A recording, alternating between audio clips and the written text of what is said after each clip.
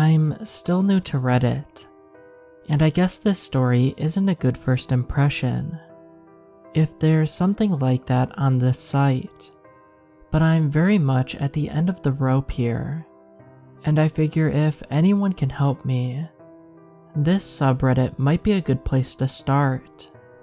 It's about my brother Silas, or at least, he brought it into my life.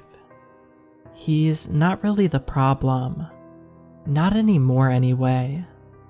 We were never really close growing up.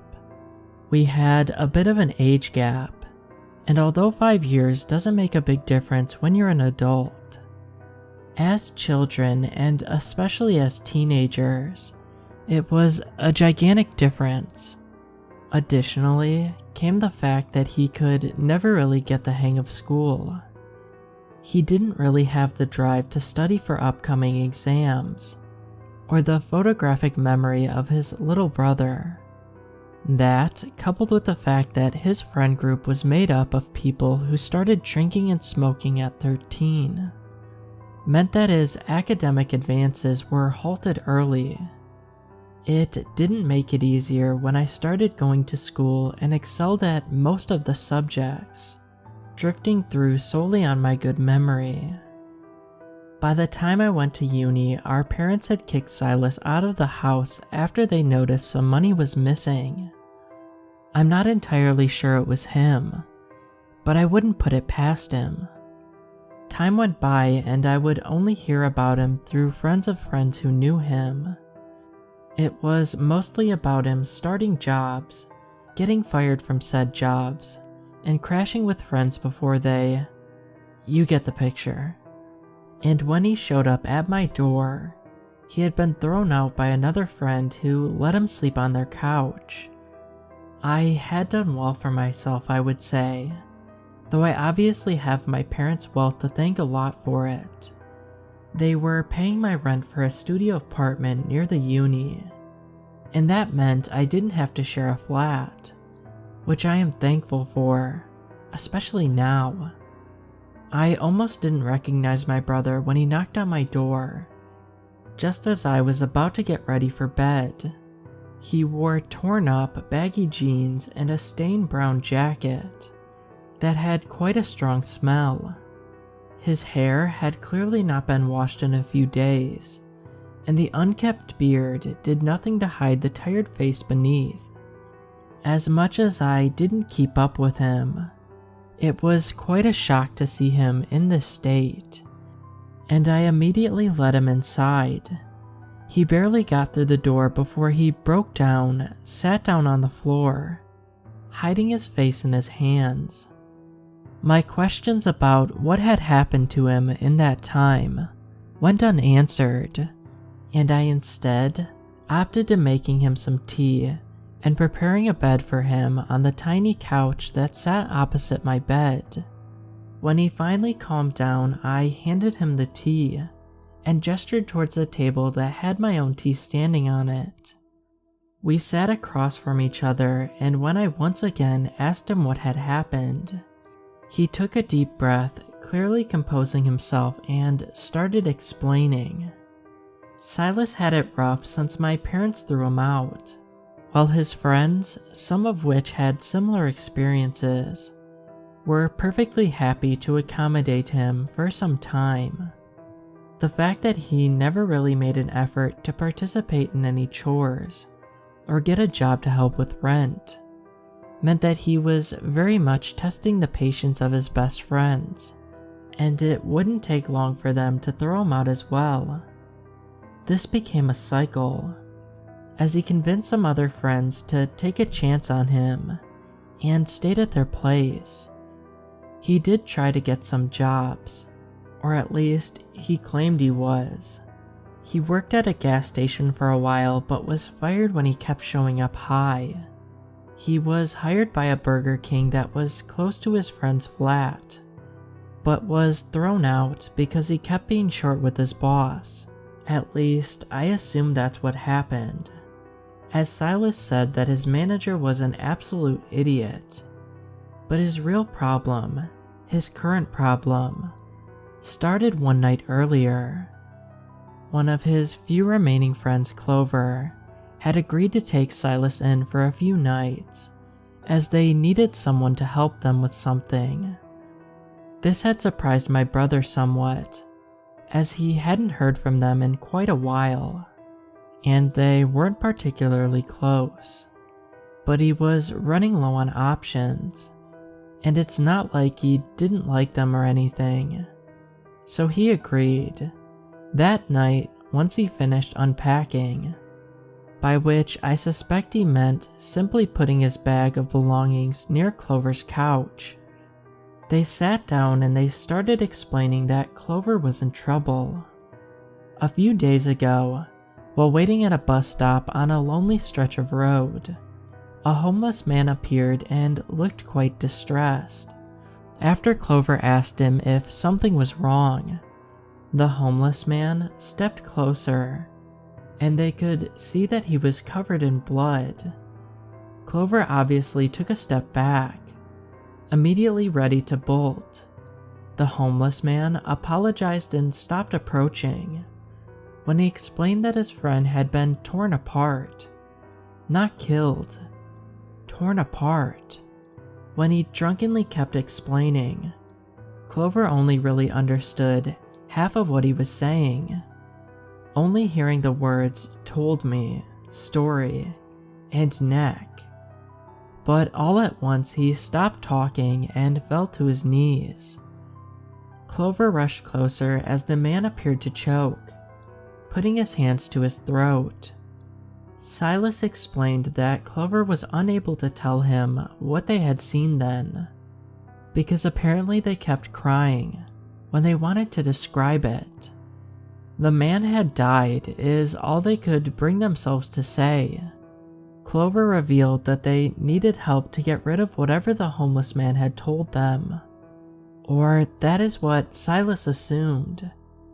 He didn't really understand how he was supposed to do that, but said that he was there for them, and would do what he could. He held them while Clover sobbed into his arms. They both fell asleep in that position apparently, as the next part takes place in the middle of the night. By this point, Silas was already shaking and stopped drinking his tea, as he kept spilling some and wiping it up. When they woke up in the middle of the night, Clover got up. Silas assumed they wanted to go to the bathroom. Maybe they were, but they didn't get that far, as they fell to the floor before they could reach the door. Silas rushed over to her and saw that she too was choking. He didn't know what to do, and didn't own a phone, so he started running around the flat, frantically looking for Clover so he could call an ambulance. Once he found it, he ran back to Clover, who had started crawling towards him, and typed 999. Before he could press the number, however, he, again, just like the homeless man and Clover, he couldn't really describe that part very well. Something about eyes. I admit, by this point I was also contemplating calling emergency services, because I had a feeling my brother wasn't really doing well mentally. I hope this doesn't paint me in a bad light. I hope you all won't think of me as a bad person. Anyway, Silas went on to explain that he had run out of the flat, barely having time to grab his belongings. He vaguely knew where I lived, and didn't know who else to reach out to. After ringing up a few other students asking for me, one eventually pointed him towards my building. When he was done, he started sobbing again. I explained, hoping that he could even hear me, that my couch was his for the night, and that we would look for a solution tomorrow. I very much just intended to bring him to a psychiatrist, so he could be examined a bit. I had no idea how much of his story was real, if anything, and assumed that most of it was born out of his years of drug abuse. and possibly some mental health issues. I was proven wrong just a few hours later. He had already begun to choke when I woke up around 2 a.m. I tried to put him into a stable position to free his airways as I had learned in my first aid class, and quickly called 999. As an operator picked up, I saw what Silas had meant earlier. I didn't know how to explain to the operator what I was seeing, so I hung up again. Incredibly stupid at the time, obviously, but I was in such shock, and in hindsight, I doubt they could have helped me, or Silas for that matter. Out of his open throat, I could see two bright, white eyes staring straight at me. My brother stood up incredibly fast. His hands were still raised to his throat, but it was too dark to see any details. I rushed to the light switch and turned it on. It wasn't just his throat. I could now see that out from beneath his fingernails, something was emerging. His hands traveled further up, and the shape extending from his fingers were, as far as I could tell, another set of fingers. They were pitch black and looked as though they had no skin, like it was just charred, burned flesh.